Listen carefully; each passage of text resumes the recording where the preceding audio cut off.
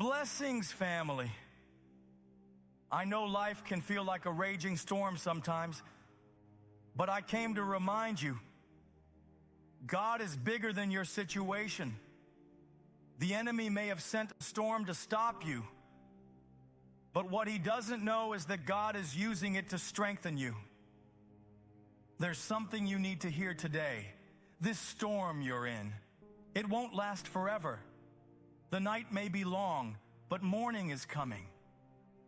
The struggle may be real, but so is God's promise. And if he said you will make it, then no wind, no wave, no devil in hell can stop you. Somebody needs to get this deep in their spirit. This is not where your story ends. Storms have a way of making you forget what God said before they came. When the disciples were in the boat with Jesus and the storm hit, they panicked. They thought they were going to die. But Jesus, he was sleeping because he knew the storm was no match for the word he had already spoken. Let's go to the other side.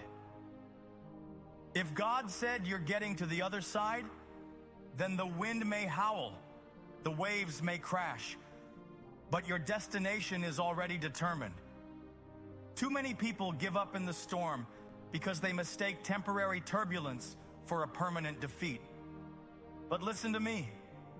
Just because you're in the valley doesn't mean you're buried. You're being planted. You're not stuck. You're being prepared. Diamonds are made under pressure. Gold is refined in fire, and warriors are built in battles. So don't run from the storm. Walk through it with faith, knowing that God is still in control. The storm may be raging, but you are not alone. Jesus is still in the boat with you. And if he's in your boat, then the storm must obey him. The Bible says, weeping may endure for a night, but joy comes in the morning. That means your tears are temporary, your pain is temporary, and this storm is temporary. You are coming out of this stronger, wiser, and with a testimony that will shake the very gates of hell. So don't quit, don't bow, don't surrender. Stand firm and declare, I will see the goodness of God in the land of the living. Have you ever noticed that storms don't last forever? The darkest nights eventually break into daylight. The heaviest rain eventually gives way to clear skies. Your situation is not permanent. God has already scheduled an expiration date for your trial. Job lost everything, his family, his health, his wealth. But the Bible says that after he endured, God restored him with double what he lost. That means if the enemy took something from you, he's going to have to return it multiplied. Don't focus on what you've lost. Start preparing for what's coming next. Denzel Washington once said, ease is a greater threat to progress than hardship. That means your struggle isn't proof that you're failing. It's proof that you're growing. Every great leader, every successful person, every champion had to face storms. But here's the difference. They didn't quit. They pressed through. They kept believing, kept pushing, kept trusting. And so must you. Some of you have been praying for God to take the storm away, but what if the storm is actually the transportation to your destiny? Think about Jonah. He was running from God's calling, and it took a storm to get him back on track. God didn't send the storm to destroy him. He sent it to redirect him.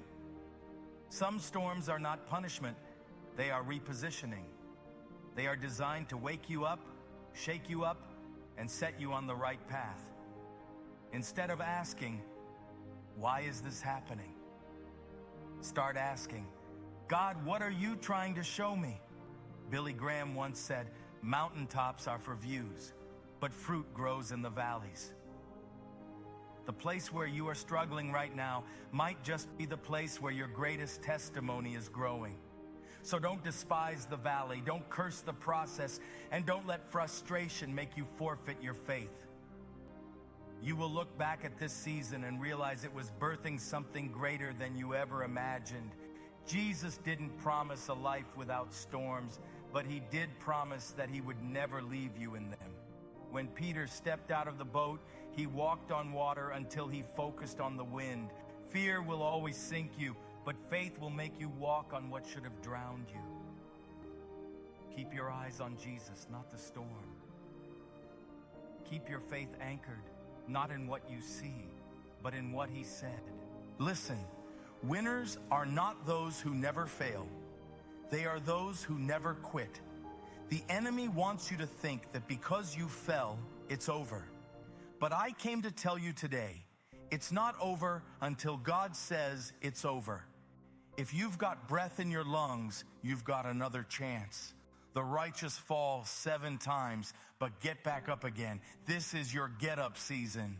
Miles Monroe said, "The greatest tragedy in life is not death, but a life without purpose." Some of you have been so focused on the storm that you forgot your purpose. But storms don't cancel your calling, they confirm it. God is using what the enemy meant for evil and turning it for your good. What was meant to break you is actually building you.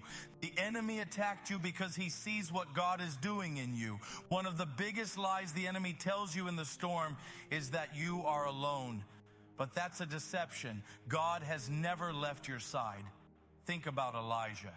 After calling fire down from heaven, he found himself running for his life, hiding in a cave, feeling like he was the only one left.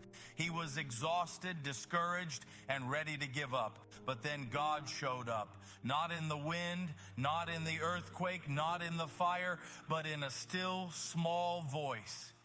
That voice reminded him that he wasn't alone and that his purpose wasn't over. Someone listening today needs to hear this. Just because you feel alone doesn't mean you are. God is speaking even in the silence. If you stay still long enough, you'll hear his voice whisper, "I'm still with you." There's another storm in the Bible that people don't talk about much. The storm that almost destroyed Paul while he was sailing to Rome. Acts 27 says, the ship was caught in a hurricane so fierce they lost all hope. But in the middle of the storm, Paul stood up and declared, "Not one of you will be lost." Why? Because he had a word from God that he must stand before Caesar. Listen to me. If God has a purpose for you, no storm can cancel it. You may lose some things along the way, but you will not lose what God has spoken over your life. The ship may break apart, but you will make it to the shore. Maybe you're in a storm right now. You lost a job, the bills are piling up, the doctor's report wasn't what you expected, or the doors keep closing. But let me tell you something. When one door closes, it's because God is about to open something greater. If they walked away, let them go. If the opportunity passed, don't chase it. What God has for you will not require you to beg for it. When David stood before Goliath, the army saw a giant, but David saw an opportunity. He knew something everybody else forgot. God was bigger than the storm in front of him. The same God that delivered him from the lion and the bear would deliver him again. Somebody listening right now needs to stop looking at the size of the problem and start looking at the size of their God. Faith doesn't mean you won't face storms. It means the storm won't define you. Peter could have been remembered as the disciple who sank, but instead he is remembered as the only one who walked on water. What are people going to remember about you? Will they remember that you gave up? Or will they remember that you kept going even when the odds were against you? Champions aren't the ones who never fall. They are the ones who refuse to stay down. The righteous may fall 7 times, but they will rise again. Somebody needs to declare, "I will rise again." So I need you to wipe those tears, shake off the doubt, and stand up in faith. You've survived too much to quit now. You've come too far to turn back. The same God who brought you through before will do it again. This storm is not the end of your story. It's just a setup for a greater testimony. Let me leave you with this.